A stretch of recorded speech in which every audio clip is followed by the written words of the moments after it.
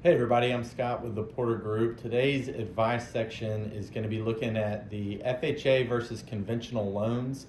And before I get accused of skirting the issue, I'm not so much as going to tell you why one is better than the other as much as what situations might lead you to choose one loan type over the other and equip you to have a great conversation with your loan officer.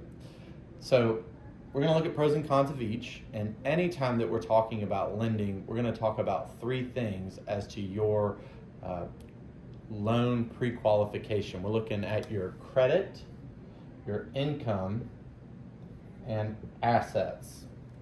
So that's an easy acronym to remember, CIA. And when we talk about credit, we know what that is, a credit score. Income is going to be relative to your debts per month, and we're going to talk about that in a debt to income ratio. So when you see DTI later, that's what that means. And then assets is not only the cash you have available for down payment and closing costs, it's also going to be how much reserves you have.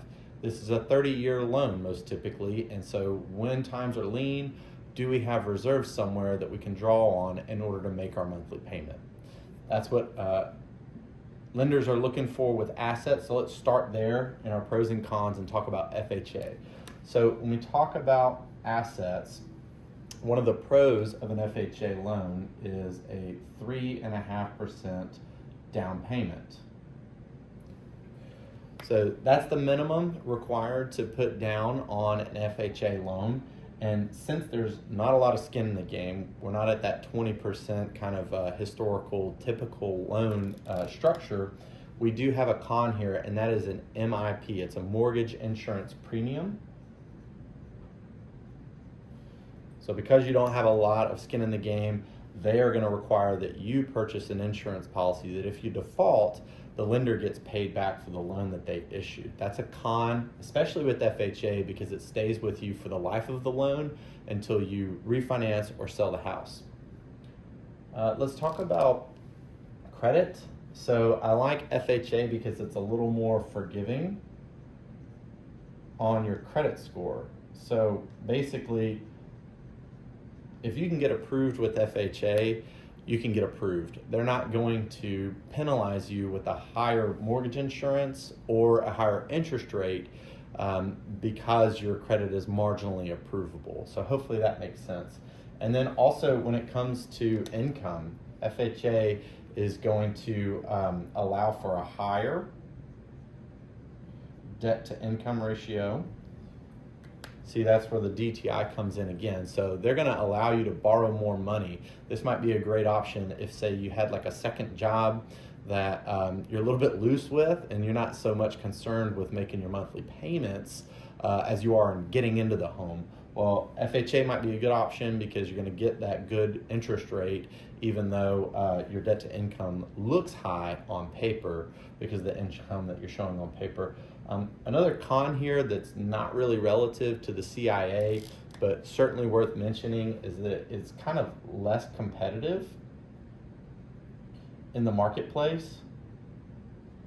So a lot of times FHA loans are going to require repairs for the satisfaction of the appraisal that sellers wouldn't normally be doing. And so sometimes when you're comparing offers, if you're up against a conventional loan or cash for that matter, then you're going to look less competitive because of the FHA loan type.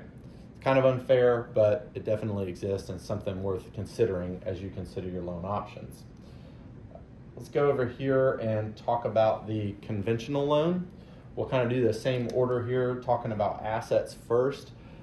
Conventional loans used to require that 20% down payment. That's no longer true. They've got products out here as low as 3% down for first-time home buyers, or even if it's your second or third purchase, you can put down as little as 5% on a conventional loan. Now, that is going to have PMI, but the cool thing with a conventional loan is that that PMI gets forgiven once you get to an 80% loan to value. So you may pay on that for 7 to 10 years, something like that, but then once you're at an 80% loan to value, you can drop that PMI. So that's going under the pros section when we're comparing FHA versus conventional. Cons, kind of basically the opposite. It's going to require a higher credit score.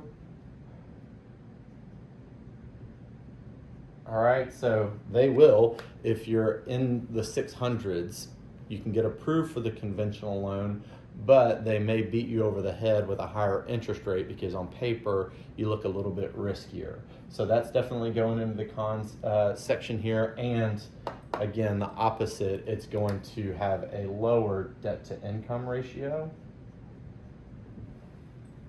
in order to qualify for the conventional route. So hopefully, again, that's just some good food for thought that's going to equip you guys to have a great conversation with your loan officer, why you might choose one loan type over the other, and at least get you using the right vernacular and verbiage that we use in real estate and in mortgage lending. Y'all have a great day.